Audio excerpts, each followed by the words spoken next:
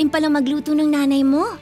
Kaya lang, wala na kaming masyadong makain dito simula nung di na umuulan.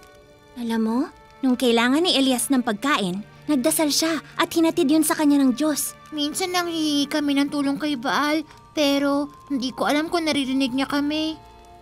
Baka dapat dun tayo magdasal sa Diyos ni Elias.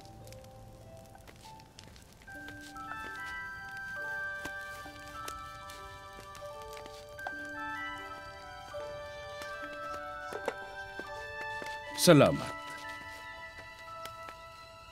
Ngayon maghanda ka na ng pagkain para sa inyong mag-ina.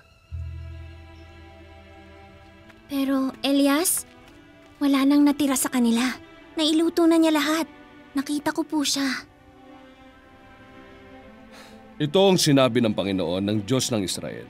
Ang lalagyan ng harina ay hindi mauubusan at ang banga ng langis ay hindi matutuyuan hanggang sa araw na magpadala ang Diyos ng ulan. Ito na po, Inay. Mabigat pala.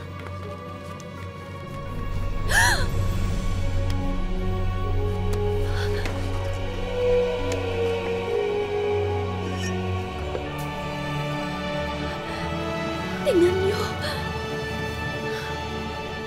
Chris, kanina lang lahat ng lalagyan nila na yan talagang wala nang laman. Nakatayo lang naman tayo dito kanina pa, di ba? Wala namang pumasok o lumabas.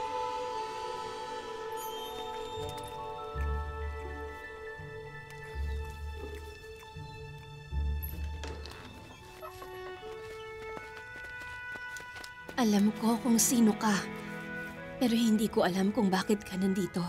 Malugod ka naming patutuloyin dito hanggang kailangan mo ng tahanan. Meron pang isang bakating kwarto sa itaas.